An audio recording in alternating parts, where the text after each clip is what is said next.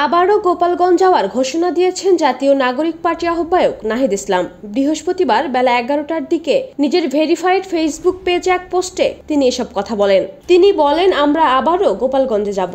আমরা জীবিত থাকলে গোপালগঞ্জের প্রত্যেকটা উপজেলায়, প্রত্যেকটা গ্রামে কর্মসূচি করব।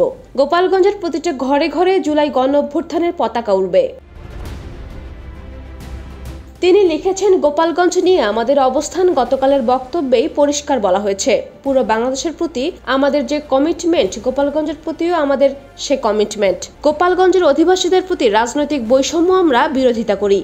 গোপালগঞ্জ ও পুরো বাংলাদেশকে আমরা মুজিববাদী সন্ত্রাস ও ফ্যাসিবাদ থেকে মুক্ত করব। আওয়ামী লীগ যুগের পর যুগ ধরে গোপালগঞ্জের মানুষের জীবনকে বিপন্ন করেছে, মুক্তিযুদ্ধকে কলুষিত করেছে এবং সনাতন ধর্মাবলম্বীদের সাথে বেইনসাফি করেছে।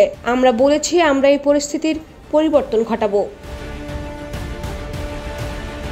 নাহিদ ইসলাম আরো বলেন, আমরা যুদ্ধের আহ্বান নিয়ে যাই নাই।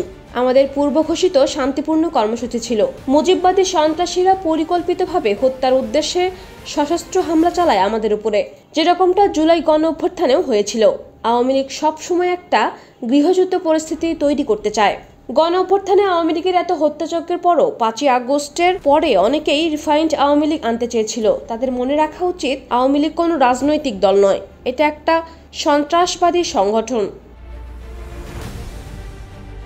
তিনি লিখেছেন, আমরা 4 জনের মৃত্যুর কথা শুনেছি। কোনো বিচার বহির্ভূত হত্যাকাণ্ডকে আমরা সমর্থন করি না, প্রত্যাশাও করি না। সন্ত্রাসীদের বিচারিক প্রক্রিয়া ব্যবস্থা নিতে হবে। প্রশাসন ও গোয়েন্দা সংস্থা যদি সঠিক সময়ে সঠিক পদক্ষেপ দিত, তাহলে এই পরিস্থিতি তৈরি হতো না। এর দায়ভার সরকার ও প্রশাসনকে নিতে হবে। আমরা পুরো ঘটনার সুষ্ঠু তদন্ত ও সন্ত্রাসীদের বিচার দাবি করছি। তিনি বলেন, আমরা কমিট করেছিলাম, আমরা গোপালগঞ্জে যাব, আমরা গেছি এবং শহীদদের রক্তের শপথ নিয়ে ঘোষণা করছি যে মুজিববাদকে গোপালগঞ্জ ও বাংলাদেশের মাটিতে দাঁড়াতে দিব না। আবারও গোপালগঞ্জে যাওয়ার ঘোষণা নিয়ে নাহিদ লিখেছেন, আমরা আবারও গোপালগঞ্জে যাব।